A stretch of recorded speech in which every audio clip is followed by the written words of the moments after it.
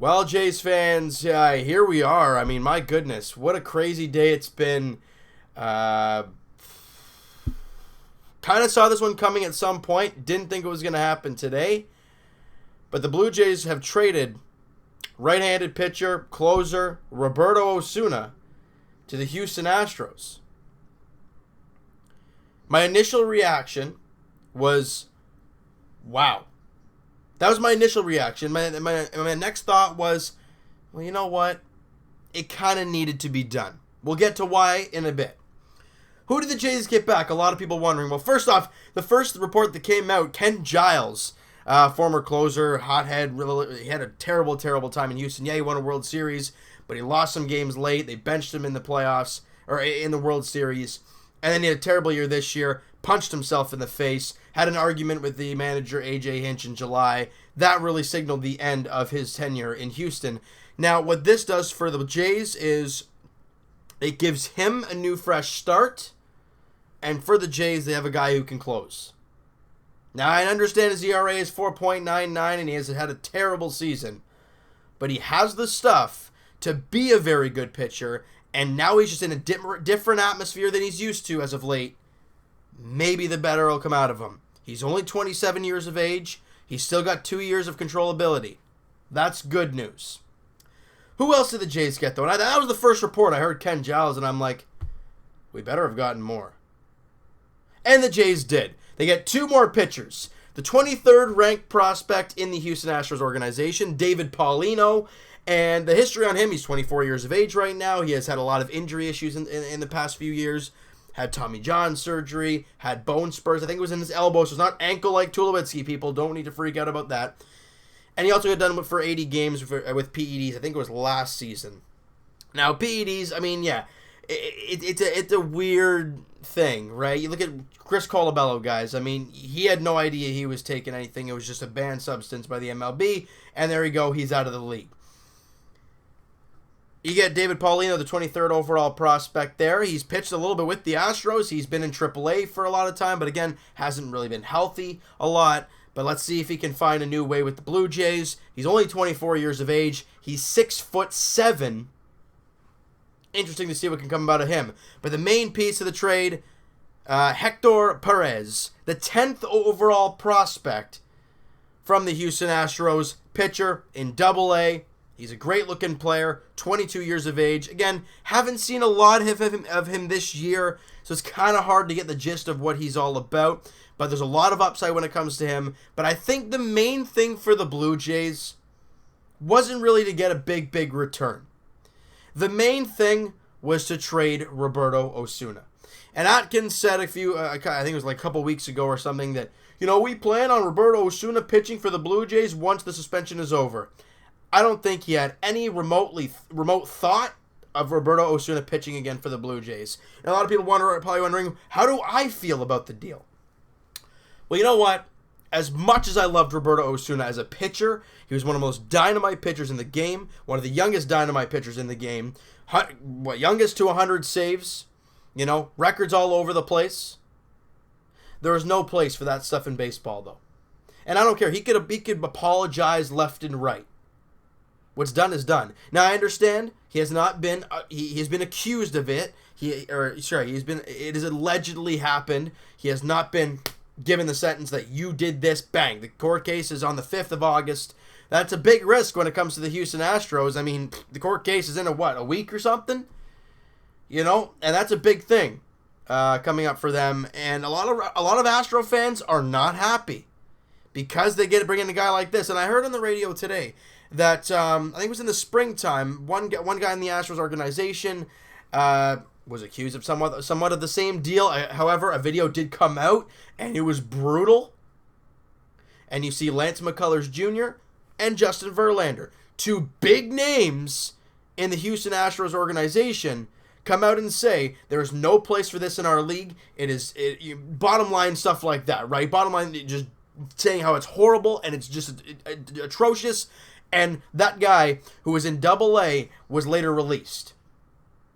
And now they trade for a reliever in Osuna. Now, we don't know what to the extent of the domestic assault, what happened. We don't really know if it's true or not. But what we do know is that he was suspended 75 games because of this, and he is going to be having a court case about it, which means it is big enough.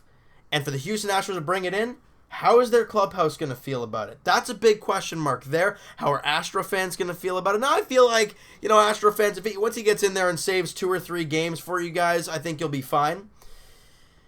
But for Jays fans, look, I know. Everyone's going to say, well, here comes Atkins and Shapiro again, making some stupid moves, trading a 23-year-old amazing closer. Well, that's from a baseball perspective, yes. But from a human perspective, a psychologically sane human being, why would you want that guy to pitch again for your ball club? I loved Roberto Osuna for what he did, for what he played. The way he played, it was amazing. I loved what he did. But I lost all respect for him for that. And Roberto Osuna came out, right after the trade. I assume they had this thing locked up already because he came out already with a statement. They must have already had it written out and everything. And in that statement, he says how excited he is to join the Houston Astros, and not once, not one time in the entire thing did he mention the Blue Jays, the fans, the organization. Not once. Do you guys still love Roberto Osuna? He could have said that he's going to miss the fans, and he could have done something along those lines, but he chose not to. Now, I understand the situation is very wary, and I get it, that he doesn't know how the Jays fans are going to react. But he did not mention the Blue Jays organization once. That tells you how he feels about the organization and how the situation was done. And what does he expect? The team to just let him come back and play? But if he did come back and pitch for the team, how would you guys feel? That we just let a domestic assault charged player, go about his business and, get back to normal like nothing happened.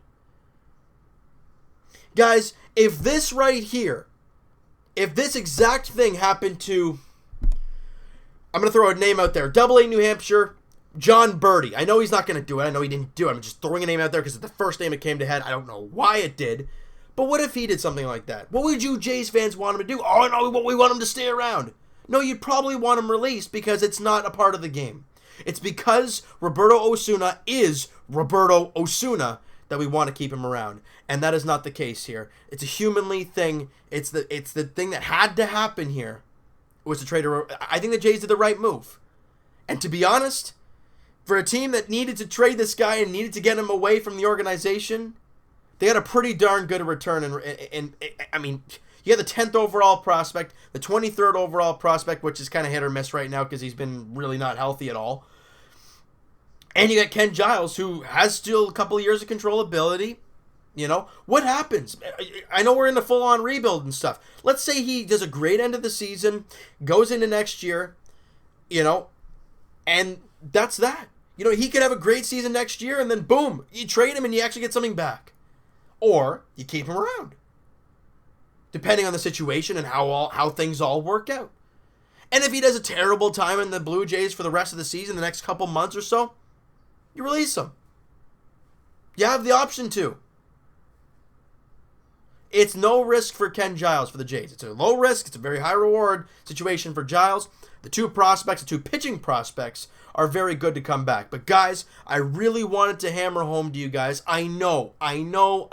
Roberto Osuna is one of the best young closers this Blue Jays, one of the best young closers in the game. And arguably, he was on pace to be the best closer in Jays history. But that all changed when he made a mistake. Now, I'm not saying it's 100% true that he did, and to what extent it happened. But for this all to go down, I'm really curious how it would have been Roberto Osuna pitching for the Jays in the first game back. Would he have been booed? Jays fans would have probably forgot about this whole thing after a couple months of him saving ball games. Yeah, probably. But from a human perspective, this trade had to be made. And am I going to miss Osuna's pitching? Oh, yeah. But there's no need for this in our organization. Because you keep him around, that makes this Blue Jays brass and everything look terrible. Now, I know everyone's going to bash Shapiro and Atkins, but in my eyes, this is way higher than those two guys. It could be Rogers, because it's their butt. You know, they're the big organization. Oh, they're letting these guys keep Roberto Osuna around here. No, they probably told them we're a bigger thing than just owning the Blue Jays. This guy's got to go. I don't know if that was the case, what happened, but I don't think it was just Shapiro and Atkins that made this decision to trade Roberto Osuna. It had to be done. And it was done. All right? And look, is it going to suck not having a 23-year-old closer to rely on all the time at the end of the bullpen? Absolutely. Has it been a pain in the rear watching Tepera, Clippard, Axford try and close a game out? Oh yeah, it's been terrible. But going through a small rebuild, retool, whatever you want to call it, you're going to have to go through the peaks and valleys. And a peak was the Jays coming back and winning against the White Sox yesterday. The valley, the day before, blowing a lead and then losing. It happens.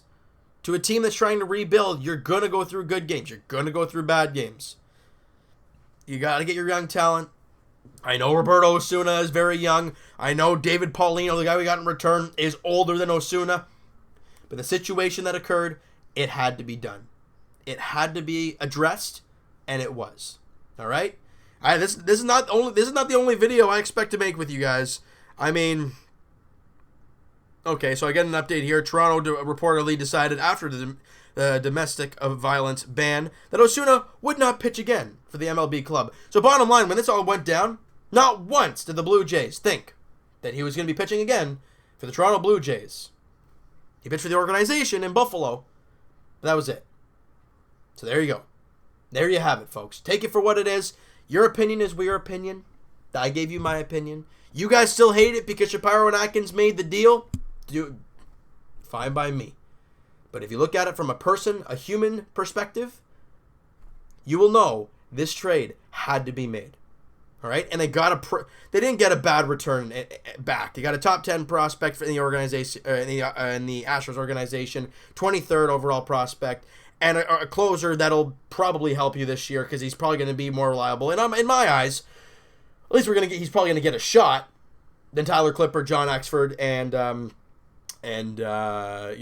Tepera. And two of those three guys I just mentioned might not even be Blue Jays by tomorrow afternoon. We're going to have to wait and see, all right? So you know what, guys? That is going to do it for this one. If you guys enjoyed this video and you guys feel the same way about this trade, hit that like button. I do appreciate it. Hit the subscribe button if you guys have not already. Comment down below your feelings on the trade. Did they get enough for Osuna? Not from player for player, because if that's the case, the Jays got shafted. But that's not the case. With what happened in this whole situation, do you think the Jays got enough? If not, what would you have added instead? Do you think the Jays should not have traded Osuna, period? If you think so, why? I want to hear what you guys have to say, and I'll talk to you guys tonight. Technically tomorrow morning, because it's going to be a late one. Ladies and gentlemen, get your hot chocolate. Okay, maybe not. It's pretty hot outside. But if you have your air conditioning going, get some hot chocolate. You know, get a little snack, because we might need it as the Jays face the Oakland A's in Game 1 of the 3-game set. They're out at the Coliseum. It's a 10:05 first pitch. Marco Estrada back on the mound for the Blue Jays for the first time in a while versus Edwin Jackson as the Jays look to continue their nice little road streak here. They won the series against the White Sox, and they look to go for a good start to this, road series against the A's in Oakland. 10:05 first pitch. We'll talk to you guys then.